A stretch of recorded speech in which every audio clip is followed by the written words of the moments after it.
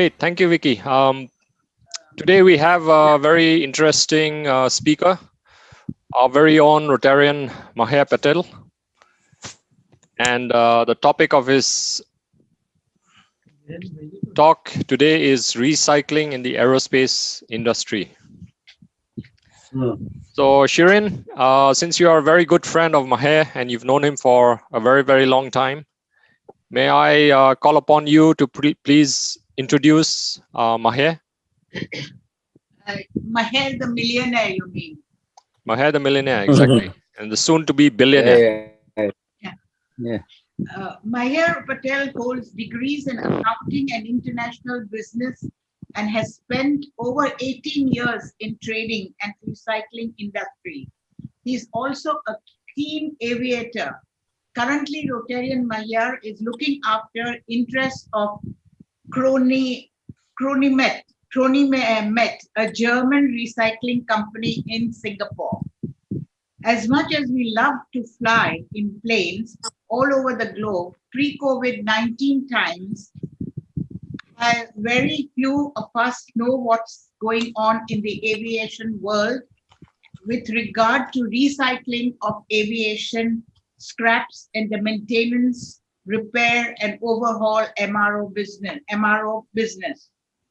There are big changes expected in aviation business in the next few years, and many airlines who do survive the COVID-19 will have to rethink their business models and survival strategies. A lot of uncertainty looms around. Singapore, a red dot on the globe, is a key player in the MRO puzzle. Mahiar will share some insight into this multi-billion-dollar business before he becomes a billionaire. By the way, he's married to Laila, who is a very efficient speech therapist at the KK Hospital, where she has been for about 14 years. Now may we call upon Mahiar to tell us more about aerospace insights on aerospace recycling. Mahiar, please. Yes. Before you start, Mahiar, thank you, Shirin. Before you start, I just want to acknowledge the guests who have joined us for this meeting. So I'm just looking at the participant list and I'm just reading down the list. We have Mr. Jesse Tanchanko. Thank you very much for joining us all the way from Philippines. Jesse. Good evening, everyone. Good evening to you, and thank you for joining. joining. Jesse. Hello, Jesse. Been a long time. Yes. Great to see everyone. Great. Thank you for joining us. Thank you. We have next Mr. Mansoor Hassan Bahai. Yeah, from RC Singapore. RC Singapore.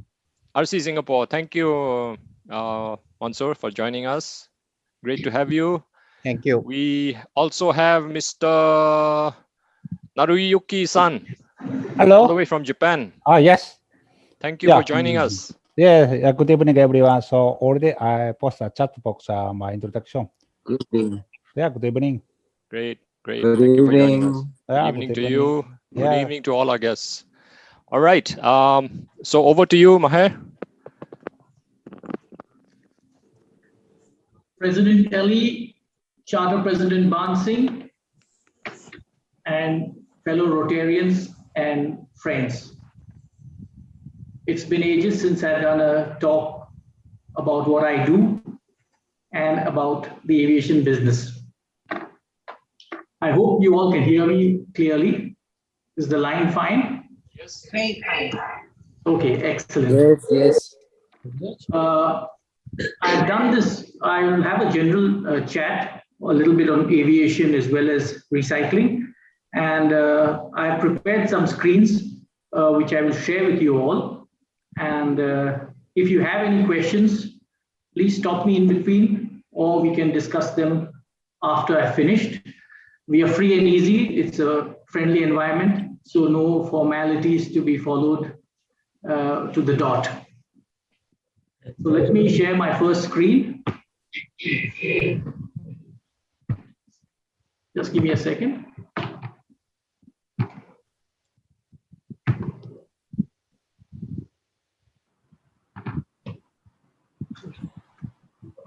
These times. Okay, are you all able to see the screen? Yes, very good. Clear. Okay. These are the three topics that we are going to talk on in bits and bobs. And Shirin has already spoken a little during the introduction, so I won't repeat myself. The last 1 year has had immense changes in our lifestyle and with everything around us. And we ourselves are pretty lost and confused with the state of affairs. We hope things get back into normalcy as the pandemic is still raging in many countries such as India. As much as we are used to roaming around the world in planes, very few of us have a background or understanding in what goes around the aviation sector other than us sitting in the airport or in the plane and having a flight. Further, recycling is an industry which is considered pretty messy and dirty, and a lot of us have less insight into the recycling industry as well. Every single product that we use in our life has a lifespan, and at some point of time it ends its lifespan and gets discarded. With the internet, amongst other things, a lot of us are now getting aware of the environment and other issues related to environmental pollution and rising temperatures, etc. So a lot of people are now taking some special interest in dumping their waste, etc. And a lot of things are made through the waste and recycled, etc. Just to give you an example, I work for a German recycling company called Cronimet. We are the biggest stainless steel scrap processor in the world. And we have 5,200 people in 55 plus locations globally. I look after part of the Asian business. So in stainless steel scrap, for example, we use crockery and cutlery in layman terms. Once we are tired with our forks and knives, we throw it for recycling. And it comes to some local recycler, probably in Singapore or some other country, and finally reaches back to the stainless steel manufacturer who would melt it and remake new plates and sheets, which will be finally recast into spoons and forks. So this is just one typical example. I've written these a few bullet points. I'm not reading the whole points. I'm just speaking related to those points. So if anybody has something to ask, please feel free to ask.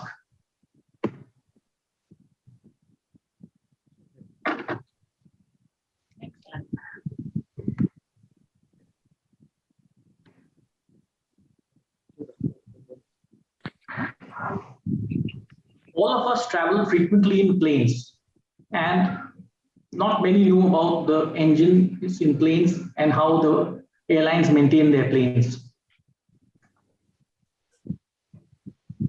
We must understand that planes fly short haul as well as long haul.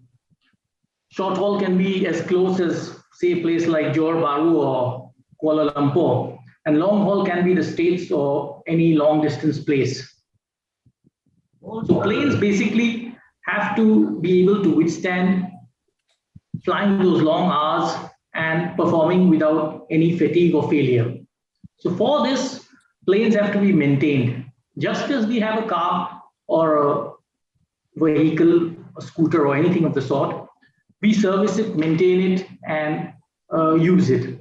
In case of vehicles that are used on the ground, the level of safety as well as the level of servicing is not required to those high standards, because in case the engine fails, you're on the ground, you can pull it over on the side of the street and attend to it.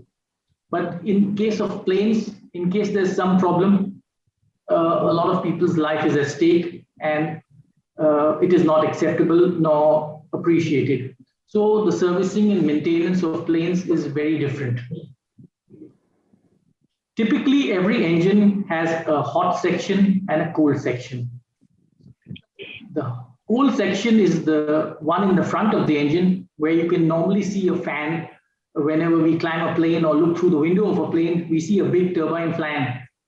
And air is sucked in from there, I'm explaining in layman terms, and comes out from the rear end of the engine after it being combusted and many components turning inside.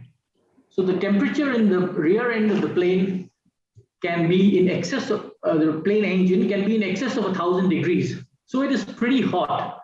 So just imagine flying in a plane from here to long distance, 15, 20 hours, and the temperature is 1,000 degrees. A lot of things can actually melt off.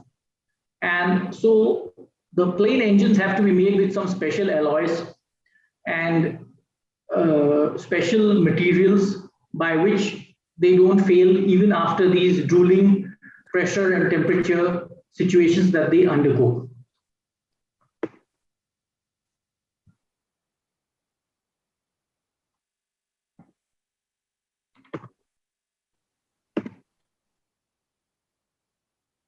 Just 1 second, let me just adjust the screen a bit.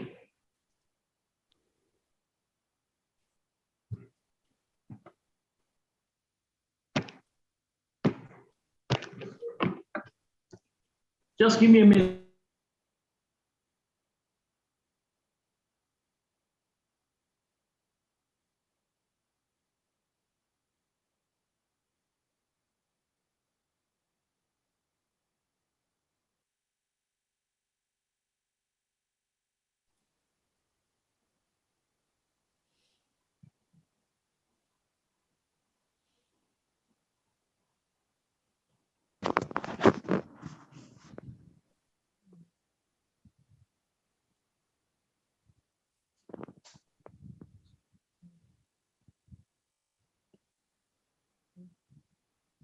Maybe Mahiar, don't put it on presentation. You just leave it on non-presentation. Yeah.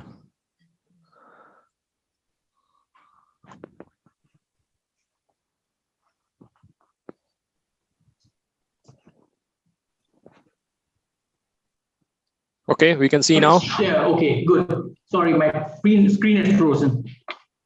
Okay, so coming back to the engines, they are hot and cold sections, and a number of different alloys, mainly nickel-based alloys, cobalt alloys, aluminium, titanium, and other alloys are used in the construction of these airplane engines. And as we very well know, there are some main players in this industry, and they dominate the industry. In the last few years, China has also tried to enter in this club, elite club, so-called elite club of Western manufacturers in the US and Europe. So when a plane is on the ground, in between flights, the period is short, and every time the plane lands, it is checked by professional engineers before it takes the next journey. But of course, time is a constraint. So each engine cover, which is called a cowling, cannot be opened and everything cannot be examined. So only basic pre-flight checks are possible.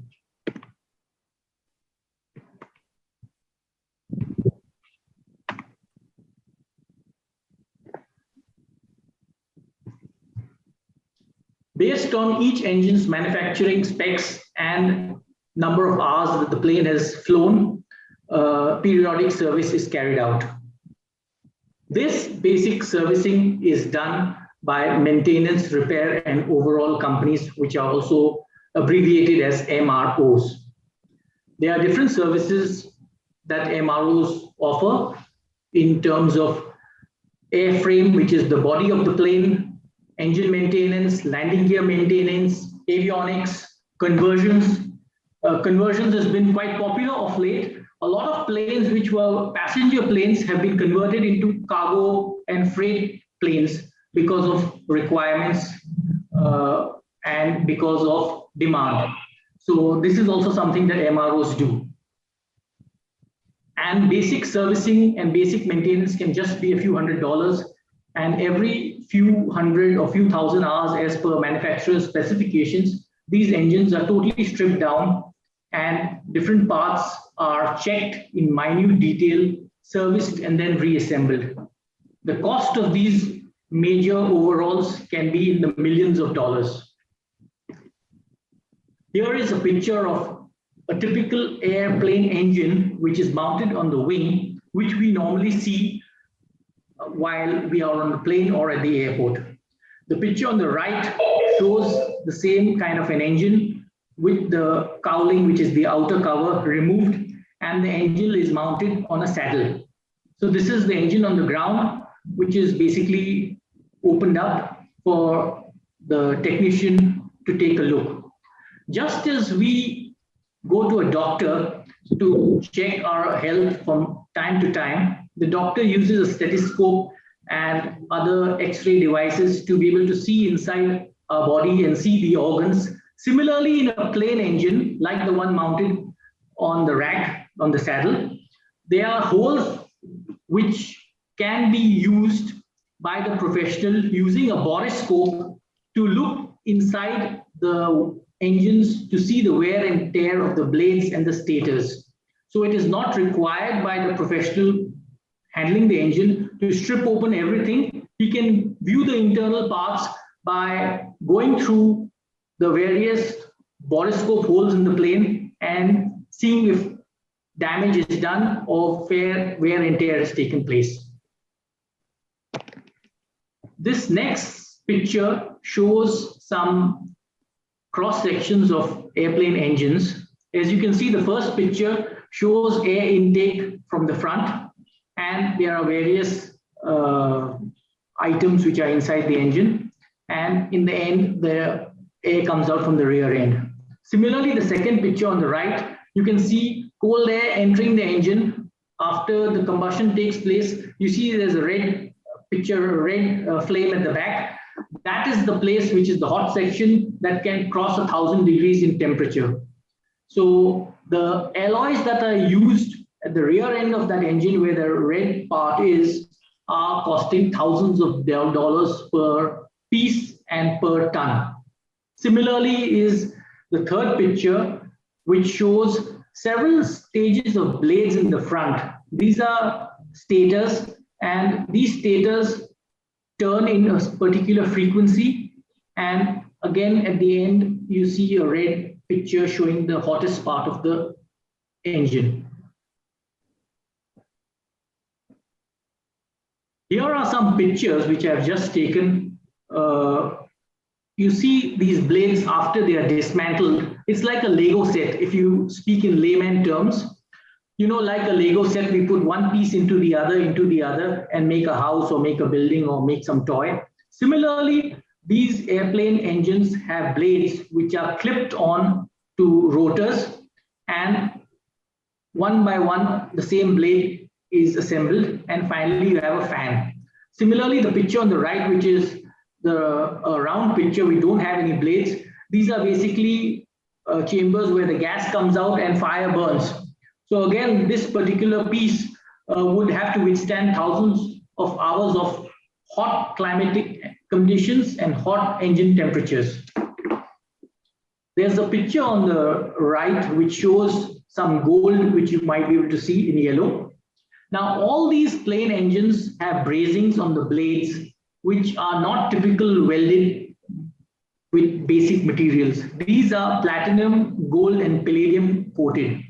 So a typical piece of the single blade can be a couple of $100. And recyclers like myself are basically targeting not just the blade when the plane is scrapped or the engine is scrapped. We are also wanting to reprocess and pull out the gold, platinum, and palladium from these engines.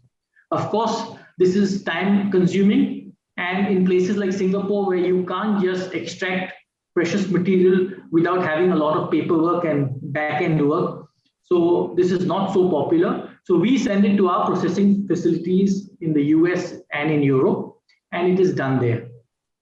So this is just a few pictures randomly which I pulled out just to explain some basic information. This topic is very detailed and we can speak for hours on end explaining what's happening and what's not happening.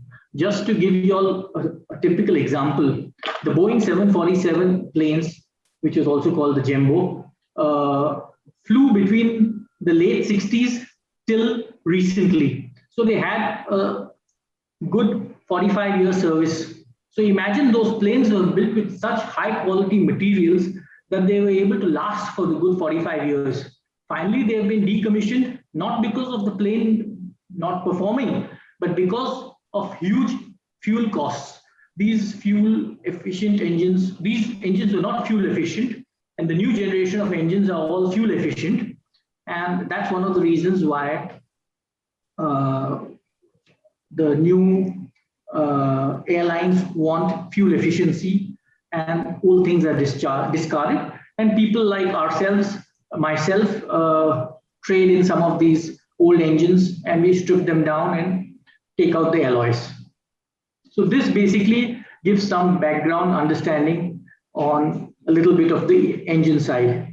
And also just to tell you that when we sit in the plane and we are flying short distance or long distance, the electricals, the air conditioning, things in the toilet, etc., these are run by APUs. On the tail of the plane, there's a separate generator kind of, I'm using some layman terms so you all can understand. So these generator kind of units keep the electricals and keep the things on the plane running, and the engines don't need to be kept on. So when the plane is on the ground, you see many times the lights and the air conditioning and other things are on, but the engines are not on. So the engines are not linked to the interiors of the plane. The engines are basically strictly for flying purposes only. So this APU, this is the auxiliary power unit, supports the ancillary services required in a plane. Again, that also is recycled. It's like a high-end generator set. So that is also part. So when we sit in the plane, we sometimes wonder that the engines aren't on, but the lights and the air conditioning is on the plane, which is on. So remember, there's the APU at the back of the plane on the tail that is generating the energy for these parts of the plane. Okay, let's move ahead.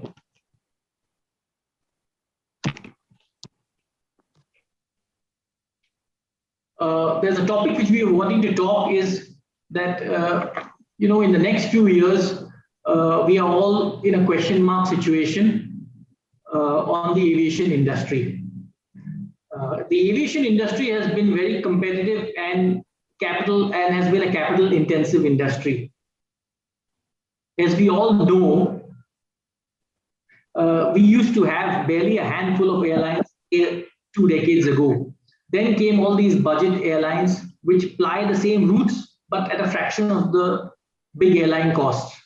So again, competition has been fierce.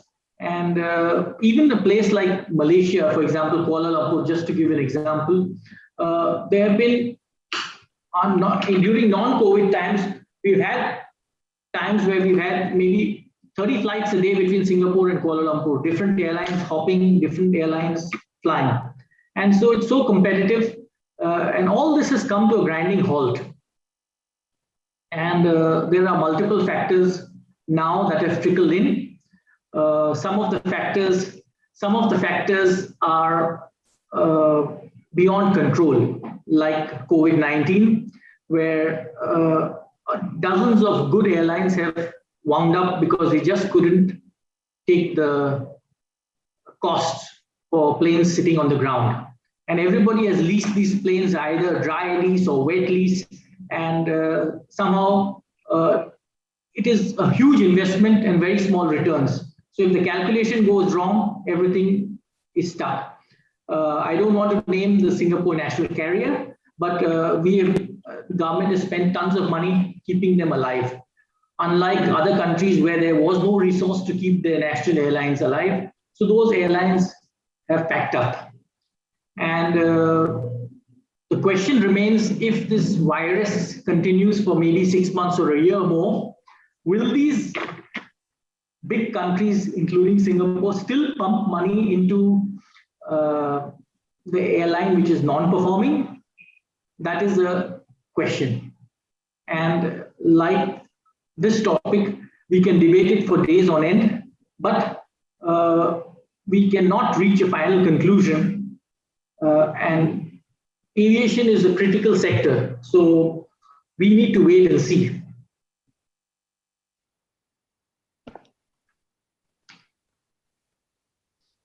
Again, this is just talking about the same topics that I have just said. Because of these budget airlines, even during non-COVID times, big airlines were struggling. So this is like a nail in the coffin which has hit everybody. And even the experienced guys, we've had multiple debates in my own organization as well as with exterior parties, because these MROs have conferences regularly, which I've attended. And personally, I think we'll come out of the mess and things should stabilize soon. But if this drags on too long, it can be a disaster. And I'm of this opinion that, Singapore is one country that is proactive to all things. So we will be able to come out stronger and better. Let me proceed. Now coming back to the small dot that I talked about, every country, in fact, every developed or developing country has a couple of these airplane servicing companies called MROs. Singapore has a company called ST Engineering, which is an old company, well over 50 years old, and it has some offshoots. One of them is ST Aero, very old established setup, and they service planes, not only their own, but also from other airlines around the world. Just to give you an example, until a few years ago, there was an airline in India, very successful, called Jet Airways, and Jet Airways had $1 billion contract with ST Aerospace, and they used to send their planes all the way to Singapore for servicing. And a few years ago, that airline went bust and that servicing contract was ended. Similarly, there have been contracts with many, many international airlines. Even defense planes have come here, even private jets come here, all for servicing, even at these crazy high costs. Let us just move one step back. Singapore, as we all know, is crazy expensive for everything. A liter of petrol in Singapore versus Johor Bahru, Malaysia, is 3 times more expensive, nearly 3 times more expensive. Similarly is the cost of this aviation servicing and all this aviation related stuff. So we are all of this opinion that why do people still service their planes here and not taking it to Malaysia, Indonesia, Philippines, etc. It's very clear that in aviation, in the business of aviation, we want extreme safety, extreme carefulness, alertness, high standards of efficiency, where people can climb a plane and not be worried that there'll be some problem with the engine or some problem with some part of the plane and there's a chance of it crashing. So people are spending tons of money and coming to this red dot we call home and Singapore and using ST Aero as a trusted partner for servicing their planes. And in the years ahead, it will still continue and boom. And I've had some relatives and friends who have worked with the Malaysian MROs, and the stories that we have heard are appalling because, again, the standards of Singapore versus any other country are unmatched. Here, the costs are unmatched, but the service quality is also very high. So this is the reason why ST Aero, and let me also tell you that ST Aero ranks in the top 3 MROs of the world, not just in Asia. It's a humongous setup. They have sister companies and tie-up ventures all across the globe and employ thousands of people. a very well established setup here and big teams. And Singapore Airlines and Silk Air together have had in excess of 200 planes. Now I'm not sure about the exact numbers after all these COVID situations. I think a few days ago there was some sale of planes as well. A few planes were sold. But having said that, the MRO business, even during COVID times, when planes are on the ground, they still need to be serviced just to keep the basic plane from falling apart. So a lot of our planes are parked in various countries. For example, some in Alice Springs in Australia, where the weather is not so humid like Singapore. So planes have been parked there. We've parked our planes in other places as well. And in the years ahead, when things are back to normal, there are lots of new expansion projects with our aviation business. Just as we had Terminal 4, there's also another super terminal, which is the construction of which has halted because of several reasons. But that will also resume. And Singapore will surely be a hub of aviation and a hub for servicing and maintaining of airplanes. So does anybody have any questions so far? Am I too fast, too slow, dragging along? Okay. Now coming back to, this is just some global talk, not related directly to me. Now I will like to speak a little bit about the job I do and the job my company does with the aviation business. So let's get to specifics. Say, for example, until 2 years ago, I had the exclusive contract with ST for picking up the scrap for the engines. So what ST was doing is that they would have a transparent open tender, and companies from various countries would come down and bid for it. It was an annual contract. And again, because of zero corruption, I can proudly say that, zero corruption, everything transparent, everything in black and white. A lot of big players from around the world like to join and participate in such activities. So we would basically give in our bids, and then we would have an annual contract issued to us. And you know, aviation parts, I showed you those blades and stators earlier. These parts are sold in the thousands and millions of dollars. So a lot of people have a concurrent black market of parts. So it's like saying, suppose a plane suppose an airline in Africa needs some spare parts and they can't afford to buy it. They can go to pick up a second-hand engine from somewhere, take out some parts, cannibalize it, and utilize it. Of course, there's no certification, there's no authentication, no service record, but those airlines really don't care. So there are unscrupulous people who are doing this business.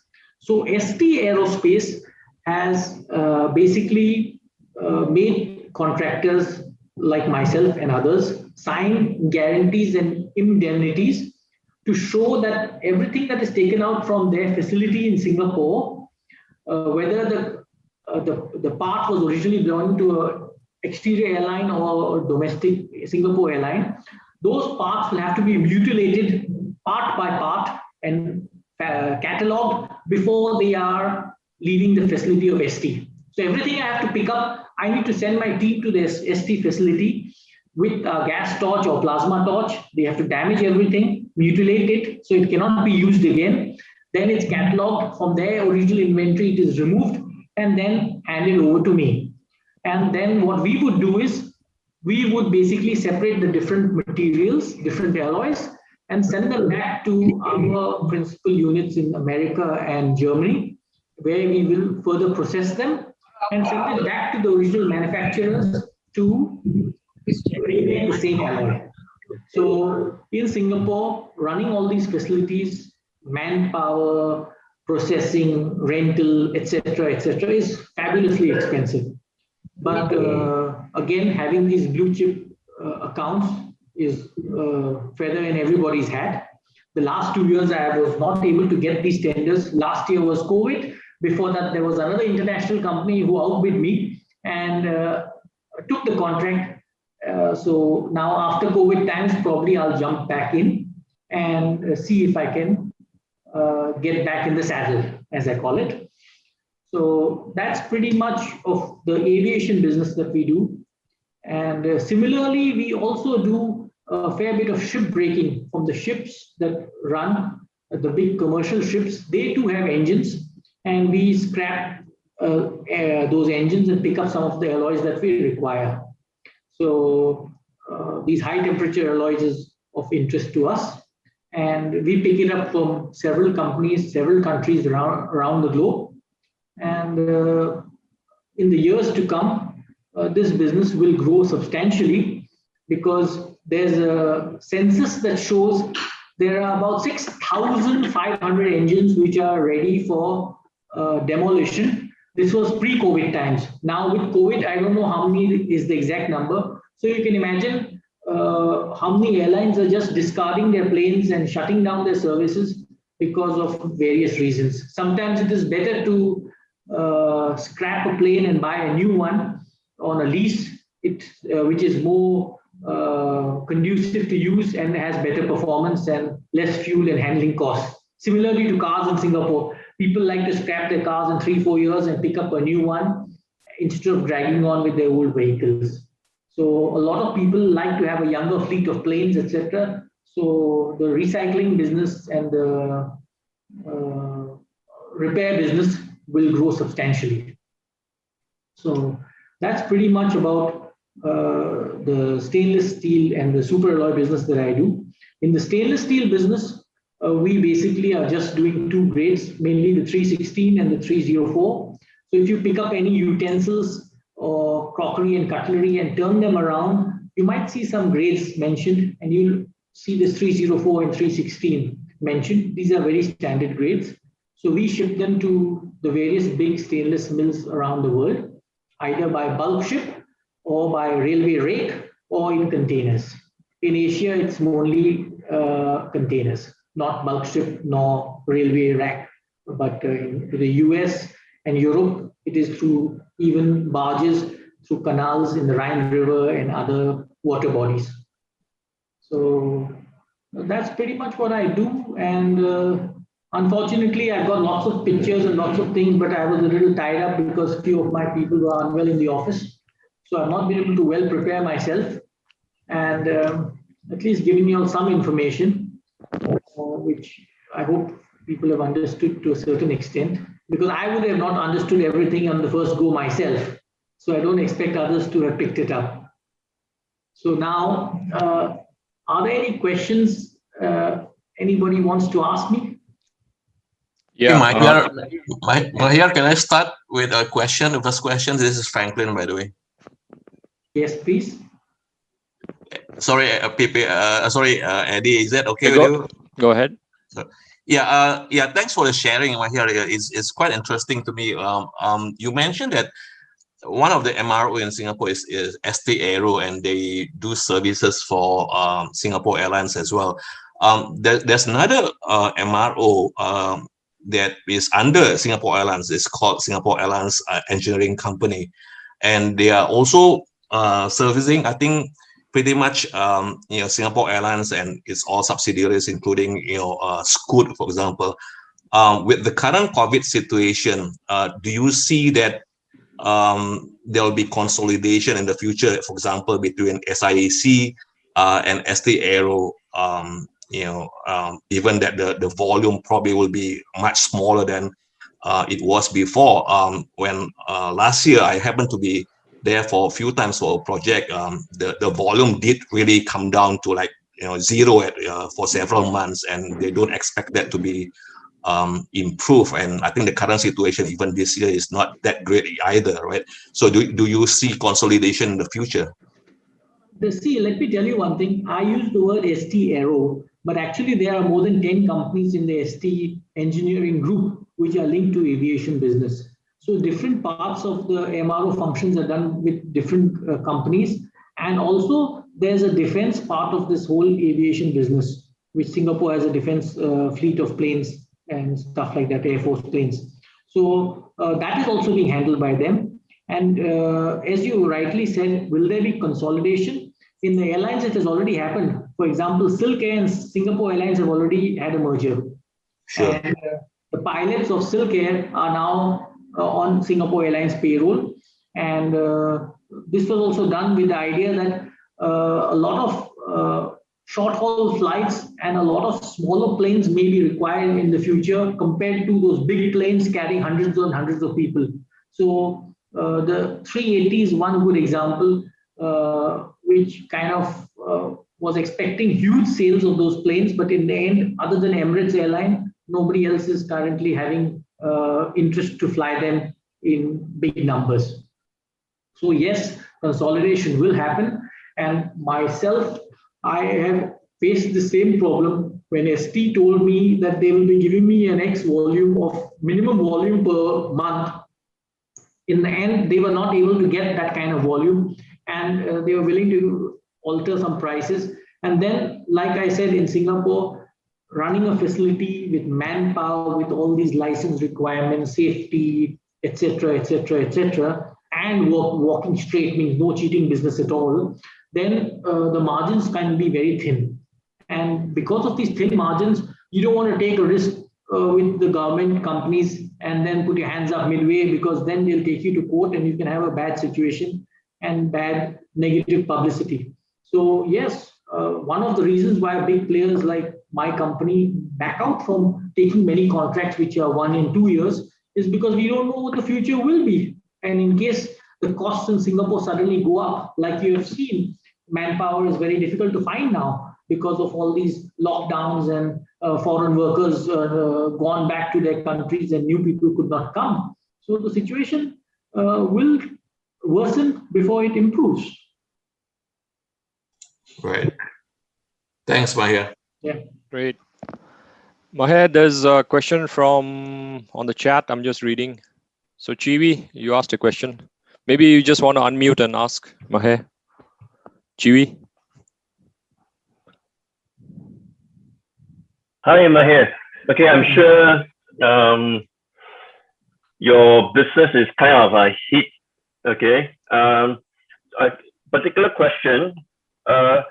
In the recycling process, there will be waste generated, I'm sure, because I'm in the environmental business. So how do you, in your business, manage all this waste recycling? Okay, let me explain to you.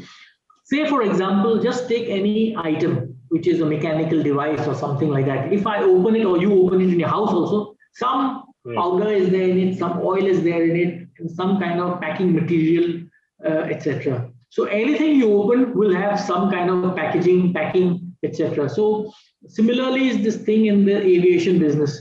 The airplane engines have some kind of powders, coatings, some kind of oil residues, etc.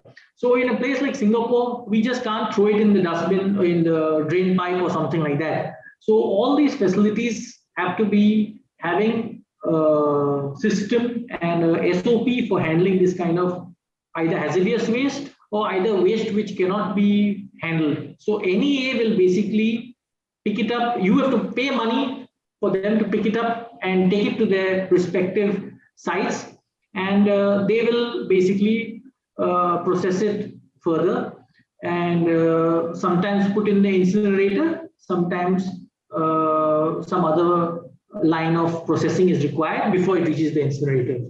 And talking about incinerator scrap, like, you know, every day in a house in Singapore or in a food court, there is close to 1,000 tons of waste generated in Singapore from household items like food and stuff like that. You know, everybody throws out something from the house every day. So this also goes to a few incinerator plants in Singapore where it is burned down, and then with separation facilities, the ferrous and non-ferrous items are removed. So yes, this is a very expensive and a difficult task, and this is the thing that ST Aero and other big companies want to know. What will you do with the end product which cannot be recycled? What is your SOP? Sometimes we have to send small items in drums properly packed to a facility of ours which can handle those kind of waste. And the cost of that is actually huge because of packing and packaging, etc. And this has happened more often than not. I can also share an example with you. There was an airplane in Malaysia which came for servicing, and that plane had carried some hazardous waste for some particular company, and the drum had leaked. And in the end, to cut the long story short, the plane had to be written off because the leakage was so deadly and it had spoiled the mainframe of the plane that the full plane had to be written off by the airline just for a fault which was a stupid person handling it, didn't handle it properly enough. So yes, in Singapore they come, they want to SOP, they want to know how you're certified, what is your ISO standing, etc., etc. And this is the huge cost. This is the cost which is most frustrating. I mean, I have to forgive me for using this word, but it's just too much. If I had a facility in Johor Bahru, I could maybe divide the cost by 4 or reduce it by a fraction. But that's how it is. Great. Okay, thank you so much. Anybody else? Question, James another question? here. James, go ahead. Yes, James. Yes, can I ask a question, please? Absolutely. Yeah, Mahiar, you have mentioned about the manpower cost, right? The manpower cost in your particular recycling industry. What is the percentage of the cost of this manpower to run your business? See, companies like ours in Singapore, where I think our manpower cost is in the range of between 20 to 35% is the cost. Sorry, we lost you. And all properties in Singapore, commercial properties like factories, have a lease. They don't. Very few freehold factories in Singapore left. So if you take a factory in Jurong, in Tuas, and if you're a recycler, you'll be given in Tuas South and stuff like that. Those brand new factories also have 22 years lease at best. So you basically have to have couple of $1 million cost to be divided in a small period of time.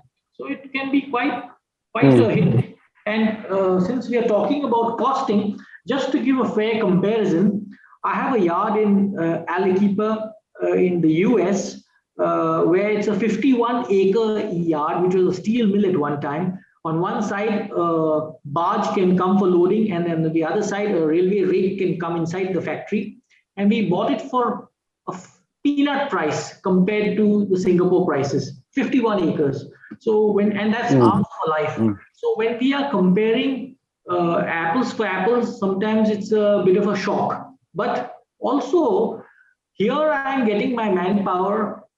We are talking about less than about $14, $15 an hour, Singapore dollars an hour, compared to the US, where we're paying $38 US per hour, sir. And now with this new president there, he's wanting to make the wages $45. So when you say $45 US versus 15 Singapore dollars, it's like peanuts, Singapore, when you compare it to some of these aerospace manpower in America. So, okay, his factory cost is very low, but the labor cost is very high there also. So that's the reason we still run business in Singapore. So I hope I've answered your question. Thank you very much. Thank you. Thank you, Mahiar. Great. Any further questions from the audience? If not, maybe I can ask a question. So Mahiar, a very interesting topic. What percentage of the, like if an aircraft is scrapped, what percentage of that aircraft is actually recycled? Let me give you an example. About 4 years ago, or not 4, it's actually 5 years ago, there was a plane that Singapore Airlines wanted to get rid of. I don't want to give the details of the plane, but anyway, they called several contractors and asked for price to take the plane. In my bid, I told them I want $150,000 to take your plane. You have to give me the plane and $150,000, or I don't want to touch it. And so the guy was laughing at me. He said that, you know, there are people paying me to take it and you want money to take it. I said, yes, sir. Those people haven't done their maths properly, because, you know, when a plane is like a car is parked in a car park, you pay some dollars per hour or whatever, right? The similar thing is for planes, and the land in Singapore to park at the airport and do anything is crazy cost. So the airplane body, which is an aluminum alloy, and the seats and multiple other things actually have hardly any value. In fact, you have to pay money to dispose it and get rid of it, mutilate it. The only things of interest are some of the avionics and some of the engines. So again, engines for scrapping, not for reusing. So when we talk about the plane,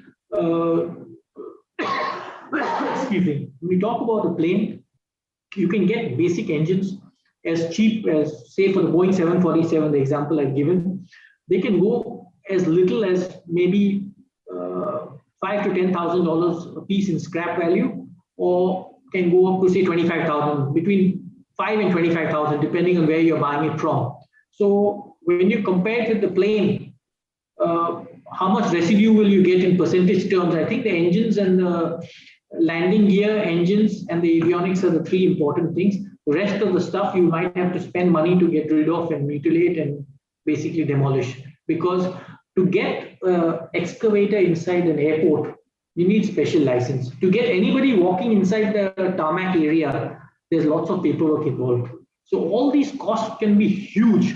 So normal workers, normal laborers cannot go inside there and work and do all these things. So mainly people buy these planes and they take it to fly the plane with a single insurance and a single flight to some country where the manpower is cheap and they are doing this demolition over there. So in Singapore, it is not a wise thing to demolish a plane. It has been done in the past, but not a regular act. It has to be taken to some third country, say Malaysia, etc. Yeah, because the bulk of the material is aluminium. Yes. And aluminium can be recycled, right? No, but just sir, like if you actually see the plane from outside, you see a lot of paint on it, right? This paint has maybe 10 layers of different layers on it to reach the final coat that you see outside.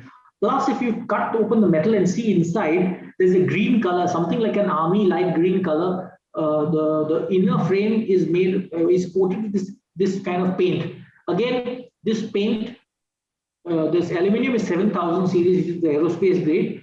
And when you mutilate this in a aluminium smelting unit, you can't do it in first world country because the green paint has such a deadly smoke coming out, which is harmful and injurious to health. So first world country, you cannot do it. You have to take it to some country where the government and the people can close one eye and you can do it. So again, a professional company like mine don't want to take all these illegal projects and trying to throw rubbish into some other country and get it processed there. So there are people who are doing it, but cannot happen here in Singapore. So for the airplane engine, you might have to cut the parts, then send it to some other place where they will reprocess it and do it, say a place like Thailand. So I can tell you one thing, very difficult to get permits to work inside the airport.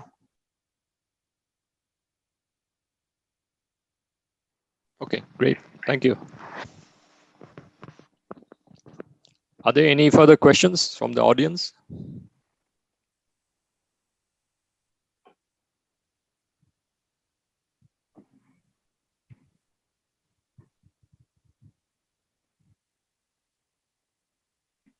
All right. If not, thank you very much, Mahiar. That was a very interesting topic. Now we know a little bit more about what happens to the planes that we fly on.